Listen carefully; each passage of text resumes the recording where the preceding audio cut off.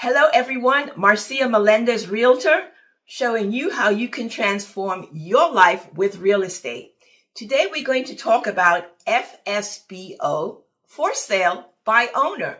Yes, this is a term we use in the industry when somebody tries to sell their home by themselves. Do you think you could sell your home by yourself?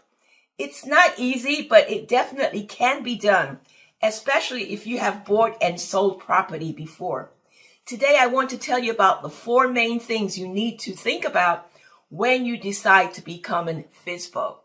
The first thing is to decide whether it is right for you. There are a lot of factors involved. You have to do the prep work, the appraisals, you have to coordinate all the showings. Yes, it is a lot. And most importantly, you have to price it right. Pricing is the thing that a lot of FSBOs get wrong. Don't take it badly. Even regular home sellers that work with agents can also get pricing wrong. But you don't want to price your home too high. If it's priced too high and sits on the market where you have to reduce it, then once you start reducing, it's a downward slope from there. People wonder what is wrong with your house, why isn't it selling? And it just diminishes the pool of qualified buyers that will look at your home. One of the benefits of pricing your home at or slightly below market value is that it usually ends up in a bidding war. And isn't this what we all dream about? This means that you'll have 3 and 4 people vying for the purchase of your home and willing to pay what you want and even more. This is the best strategy when it comes to pricing rather than going for a super high price in the beginning. The next thing you need to think about is whether you're going to work with buyer's agents.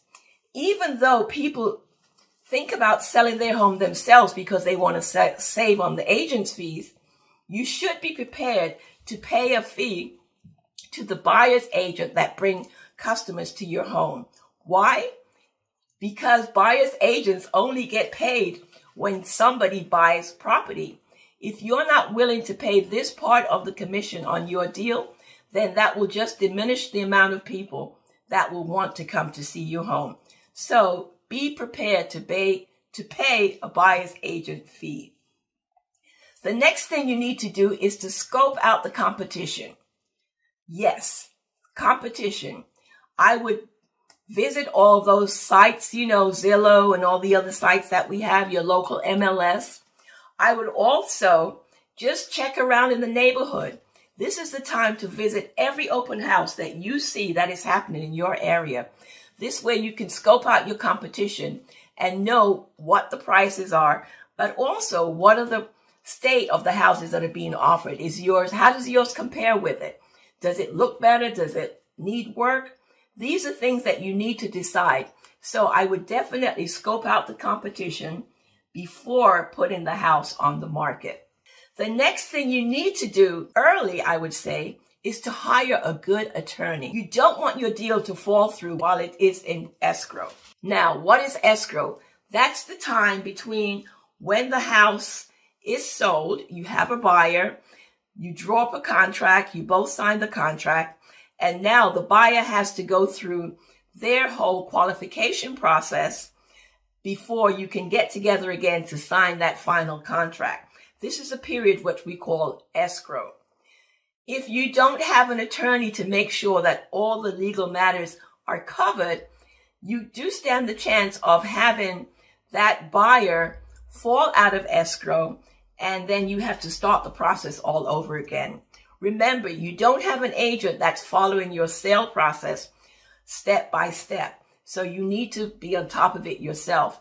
This is where a good attorney will come in because he can help you cover all those legal matters.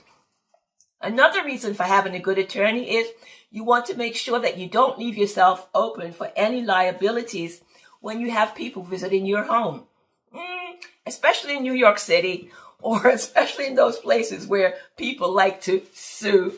So you need to make sure that you have all the legal ramifications covered before you even think about becoming a FSBO and putting your house on the market by yourself. Once you have the foundational items covered, you've been a nosy neighbor, you have priced your house correctly, you have a good attorney that's working with you, then you need to seriously think about prepping your home for the actual sale. And this sometimes can take 2 or 3 months beforehand. What I would suggest is that you go through your home with a camera and take photos of every room. Yes, you know what they say, a photo is worth 1,000 words. It's not just a cute saying, it actually is true. Because when you take a photo, it just manages to magnify all the bad and good points of your room. And that's very important. Today, most of the homes are sold on the internet. And you need to have some great photos to make your home look more attractive.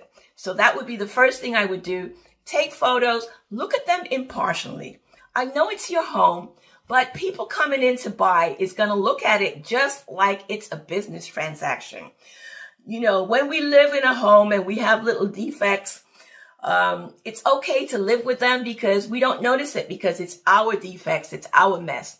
But others coming in will be quite critical. So take those photographs, be impartial, and see what needs to be done before you put your house on the market.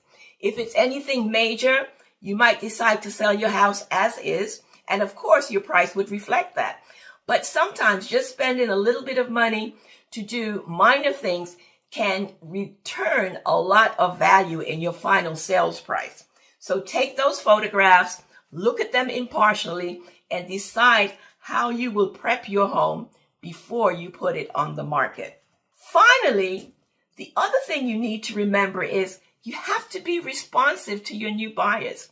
A lot of for sale by owners, they tend to be not as businesslike as if they had an agent working for them. So, decide if this is something you're really going to do and you're going to take it on and be serious about it. Decide, when are you going to market your home? How are you going to schedule your open houses? When people come in to see your home, have a log. Make sure they sign that log. And I would follow up with everybody that comes. Find out what they liked or what they didn't like about your home. Because this is going to help you when you finally get that buyer who says, yes, this is a house for me. I want to buy it. So follow up with each visitor to your home. Make sure that you find out what they loved, what they didn't like. You have to be flexible also with your showing times. You might want to have an open house on the weekend, which is great. You'll get more buyers that way.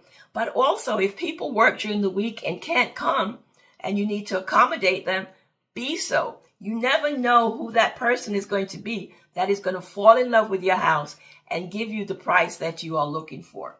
So I think we've covered everything in being a FSBO. The most important thing is to have your price correct. Make sure you have an attorney working with you. Prep your house by taking photographs first and be responsive to all your potential buyers. Good luck.